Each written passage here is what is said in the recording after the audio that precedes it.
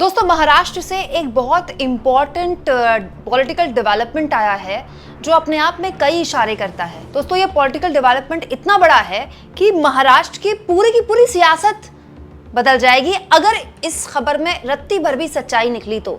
दोस्तों, कुछ देर पहले एबीपी न्यूज ने एक खबर चलाई और इस खबर के मुताबिक अमित शाह से संजय राउत मिले। संजय राउत कौन? जो हर दिन एक प्रेस कॉन्फ्रेंस करते हैं और उद्धव ठाकरे के शिवसेना से ये राज्यसभा के सांसद हैं और हर दिन प्रेस कॉन्फ्रेंस करके पानी पी पी कर बीजेपी को गरियाते हैं और राहुल गांधी की तारीफों के पुल बांधते हैं। उन संजय राउत की मुलाकात हुई है अमित शाह से। ये खबर चली एबीपी न्यूज में और जैसे ही खबर चली पूरे के पूरे सियासी हलके में बवंडर मच गया।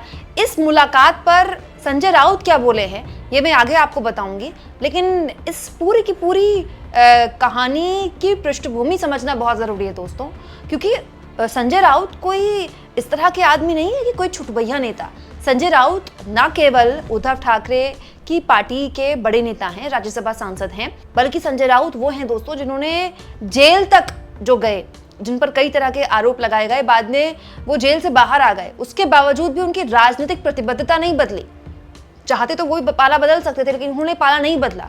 संजय राउत जिन्होंने लोकसभा चुनाव के बाद मोदी जी के लिए क्या कुछ नहीं कहा, अब ये जानकारी मिल रही है कि अमित शाह के साथ उन्होंने मुलाकात की। ये मैं नहीं कह रही हूँ, ये एबीपी न्यूज़ ने खबर चलाई और ये भी जानकारी एबीपी न्यूज़ के हवाले से और कुछ और सोशल मीडिया प्लेटफॉर्म की तरफ से चलाई गई कि ये भी हो सकता है कि जो उद्धव ठाकरे हैं उनसे बीजेपी की बातचीत एक बार फिर से बन जाए और अगर ऐसा हुआ तो अभी जो प्रारूप है दोनों ही गठबंधनों का पूरी तरह से बदल जाएगा। उद्धव ठाकरे वापस से एनडीए का हिस्सा हो जाएंगे, जो कि उद्धव ठाकरे की पार्टी हमेशा से ही रही है। दोस्तों, शिवसेना बीजेपी की सबसे पुरानी सहयोगियों में से एक है। शिवसेना और अकाली दल ये दो सबसे पुराने और सबसे लंबे गठबंधन हैं जिनके साथ बीजेपी ने लंबे समय तक गठबंधन किया। महाराष्ट्र में बीजेपी का शिवसेना के साथ गठबंधन था और पंजाब में अकाली दल के साथ। लेकिन दोस्तों, मोदी और अमित शाह के बीजेपी में कब्जा होने के बाद पूरी की पूरी राजनीति बीजेपी की बदल गई और जो सबसे पुराने सहयोगी थे बीजेपी के, वो बीजेपी से छूट गए।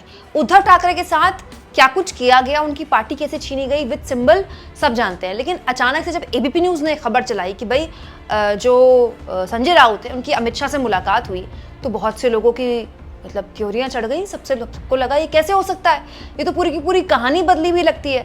तो इस पूरे के पूरे मसले पर दोस्तों संजय राउत को खुद सामने आना पड़ा और संजय राउत ने इस मुद्दे पर, इस खबर का खंडन करते हुए लिखा है, ये तो सीधे सीधे पतंगबाजी है, दूसरी भाषा में इसे बड़ी सुपारी भी कहा जा सकता है। मतलब संजय राउत इस खबर का खंडन कर रहे हैं कि अगर एबीपी न्यूज़ इस तरह की खबर चला रहा है कि उनकी अमित शाह से मुलाकात हुई है, तो ऐसी ये जो खबर है केवल पतंगबाजी है, इसमें कोई सच्चाई नहीं है, ये संजय राउत कह रहे हैं। यहाँ दोस्तों मैं आपको एक और बात बताऊं, कुछ दिन पहले एक और खबर सोशल मीडिया में तैरी और मुझे भी कुछ लोगों ने ये बताई, लेकिन क्योंकि खबर पुष्ट नहीं थी तो मुझे लगा आपके सामने ऐसे कोई भी खबर नहीं रखी जा सकती है। ऐसे ही सोशल मीडिया में कुछ लोगों ने भी लिखा और कुछ सूत्र मेरे पास भी आए बताने के लिए कि देवेंद्र फडणवीस और उद्धव ठाकरे की मुलाकात हुई है। अब ये मुलाकात हुई है कि नहीं हुई है तो कहाँ हुई है?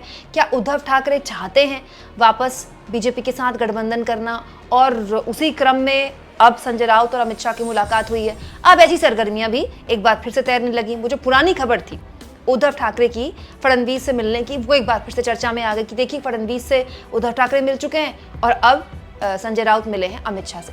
यहाँ फिर मैं आपको बता दूं दोस्तों, मेरे पास कोई जानकारी नहीं है कि फडणवीस से उद्धव ठाकरे मिले हैं कि नहीं मिले हैं और ना ही उद्धव ठाकरे ने और ना ही उनकी पार्टी ने इस बारे में कुछ भी कहा है, बीजेपी ने भी कुछ नहीं कहा।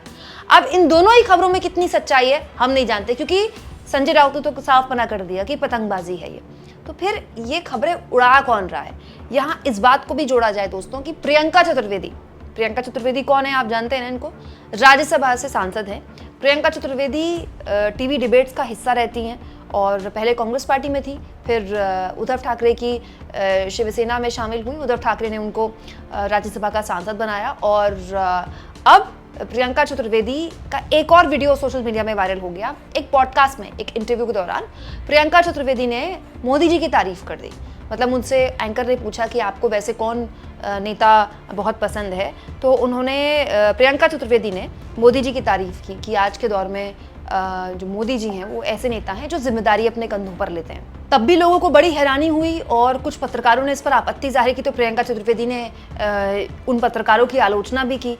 तो भी लोग बड़े हैरान हुए कि प्रियंका चतुर्वेदी मोदी जी की क्यों तारीफ कर रही हैं। हालांकि प्रियंका चतुर्वेदी को मोदी जी अच्छे लग सकते हैं एक राजनेता के तौर पर, लेकिन ये भी होता है कई बार कि एक राजनेता के तौर पर हम किसी को पसंद कर सकते हैं, कि भाई किसी की मेहनत को पसंद कर सकते हैं, लेकिन हमारी एक विचारधारा है, हम वैचारिक प्रतिबद्धता के साथ एक पार्टी से जुड़े होते हैं। तब भी लोगों ने कहा कि प्रियंका चतुर्वेदी उद्धव ठाकरे की पार्टी से हैं, उद्धव ठाकरे ने उनको राज्यसभा भेजा, वो उद्धव ठाकरे को बड़ा नेता नहीं मान रही हैं और वो मोदी जी को बड़ा नेता मान रही हैं, जो कि उनके अपोनेंट है, मतलब कि उनकी विरोधी है। फिर खबर आ गई कि संजय राउत मिले हैं अमित शाह से, उससे पहले खबर आई कि उद्धव ठाकरे मिले हैं देवेंद्र फडणवीस से। तो इन खबरों में कितनी सच्चाई है दोस्तों? सबसे पहले तो आप इस बात को जानिए कि ये जो जिस दौर की राजनीति में हम जी रहे हैं ना, इसमें सही गलत और सच और झूठ के बीच का फर्क खत्म हो गया है।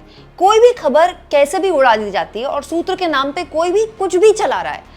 तो यहाँ मैं इस बात का खंडन भी नहीं कर रही हूँ, क्योंकि जैसा कि मैंने कहा कि मेरे पास तो कोई पुख्ता सूत्र है ही नहीं जो उस कमरे में मौजूद हों, जो ये कह सकते हो कि संजय राउत और अमित शाह की मुलाकात हुई है। हम मानकर चल रहे हैं कि संजय राउत इस खबर को पतंगबाजी कह रहे हैं, तो पतंगबाजी ही होगी, लेकिन कई बार कुछ खबरें जानबूझकर उड़ाई जाती हैं सामने वाला का हौसला तोड़ने के लिए। क्योंकि दोस्तों इंडिया गठबंधन का महाराष्ट्र में एज है, ये हर कोई कह रहा है। जो एनडीए विचारधारा या फिर कह लीजिए बीजेपी विचारधारा वाले पत्रकार भी हैं टीवी के, वो भी खुलेआम कहते हैं कि भाई लोकसभा चुनाव के अगर पैटर्न को देखें तो इंडिया गठबंधन को महाराष्ट्र में एज है। लेकिन हरियाणा के बाद आप बीजेपी को लाइटली ले नहीं सकते ना। बीजेपी हारा हुआ चुनाव अगर जीत सकती है तो ऐसा चुनाव जहां वो टक्कर में है वो तो उसके लिए इतना मुश्किल नहीं होगा जीतना। तो फिर कई बार जब हम चौतरफा घिर जाते हैं, जब राजनीतिक दल चौतरफा घिर जाते हैं किसी एक पार्टी या किसी एक पैटर्न या किसी एक नैरेटिव के तहत, तो वो इस तरह की गुगलियां फेंकी जाती हैं मार्केट में। क्यों? क्योंकि ये बात सही है दोस्तों कि जिस तरह की खुलेआम बयानबाजी एनडीए के अंदर हो रही है, एनडीए के नेताओं के अंदर एक दूसरे को लेकर, उस तरह की खुलेआम बयानबाजियां इंडिया गठबंधन के अंदर तो नहीं हो रही हैं। हाँ, लेकिन ये जरूर है कि टिकट बंटवारे को लेकर इतनी बैठकें हो गई इंडिया गठबंधन की, इतनी बैठकें हो गई, मतलब हद से ज्यादा बैठकें हो गई। हर दिन खबर आती है अब बैठक तब बैठक, और हर दिन खबर आती है आज टिकट फाइनल हो जाएंगे और कैंडिडेट्स की लिस्ट जारी कर दी जाएगी। लिस्ट जारी कब होगी दोस्तों? दिन ही कितने रह गए हैं अब। जब तक आप लिस्ट जारी नहीं करेंगे तो उम्मीदवारों को अपने क्षेत्र में प्रचार करने का मौका कैसे मिलेगा? वैसे भी दोस्तों उद्धव ठाकरे और शरद पवार की नई पार्टी है, वो दूसरी बार चुनाव लड़ रहे हैं। पहला चुनाव लोकसभा में लड़ा था, उनके कैंडिडेट को तो नए सिंबल को लोगों तक पहुंचाना है, और सिंबल ही हमारे देश का वोटर दिमाग में याद रखता है, पार्टी का नाम याद नहीं रखता। तो वैसे भी हर लिहाज से जो महाविकास आघाड़ी है उसको ज्यादा जल्दी करना चाहिए था, क्योंकि वो वैसे भी विपक्ष में है, उनके पास संसाधन कम है, वो उनके पास प्रशासनिक ताकतें नहीं हैं। लेकिन अब तक इंडिया गठबंधन टिकट बंटवारा फाइनल नहीं कर पाया है। बीजेपी ने इसमें एज ले ली, अपना टिकट बंटवारा फाइनल भी करवा लिया, और जिन सीटों पर बात नहीं बनी उनको छोड़कर बीजेपी ने अपने कैंडिडेट्स घोषित कर लिए। अभी तक इंडिया गठबंधन की किसी भी पार्टी ने कैंडिडेट्स घोषित नहीं किए हैं। हो सकता है आज शाम या कल तक कैंडिडेट्स घोषित हो जाए, लेकिन ये अपने आप में परसेप्शन की राजनीति बनाने के लिए भी कई बार किया जाता है। हो सकता है कि ऐसी कोई मुलाकात हुई ही ना हो, ना संजय राउत की अमित शाह से मुलाकात हुई हो, ना ही देवेंद्र फडणवीस की उद्धव ठाकरे से मुलाकात हुई हो, लेकिन जानबूझकर एक भ्रम की स्थिति पैदा करने की कोशिश की जाती है ताकि गठबंधन के सहयोगियों के बीच में एक मिसट्रस्ट पैदा हो जाए कि अच्छा, क्या उद्धव ठाकरे की मुलाकात इनसे हो सकती है, क्या संजय राउत उनसे मिल सकते हैं? एक मिसट्रस्ट जब पैदा हो जाता है तो कार्यकर्ताओं के बीच मिसट्रस्ट पैदा होता है। देखिए, बड़े नेता तो आप एक फोन घुमाकर एक दूसरे से बात कर सकते हैं। ऐसा तो है नहीं कि उद्धव ठाकरे राहुल गांधी को फोन मिलाएंगे तो राहुल गांधी उठाएंगे नहीं। ऐसा भी नहीं है कि शरद पवार को राहुल गांधी फोन करेंगे तो राहुल गांधी से शरद पवार एक फोन पर बात नहीं करेंगे। बड़े नेताओं की बातचीत एक फोन पर होती है, लेकिन कार्यकर्ताओं की बातचीत एक फोन पर नहीं होती ना। उद्धव ठाकरे का कार्यकर्ता वैसे भी कांग्रेस के खिलाफ लड़ता रहा है, उसकी पूरी राजनीति कांग्रेस के खिलाफ है। अब उसको कांग्रेस के साथ लड़ना है चुनाव, कांग्रेस के साथ न केवल लड़ना है बल्कि जीतना भी है। ऐसे में अगर एक मिसट्रस्ट पैदा हो गया पार्टी कार्यकर्ताओं के बीच, देखो इनके बड़े नेता तो उनसे मिलने जा रहे हैं, पता नहीं कहीं कोई घालमेल ना हो जाए, पता नहीं कहीं कोई ऐसी चीज ना हो जाए जिससे कि इंडिया गठबंधन को एज है लेकिन बाद में गठबंधन के सहयोगियों की वजह से हार मिल जाए। ये भी एक खेल होता है।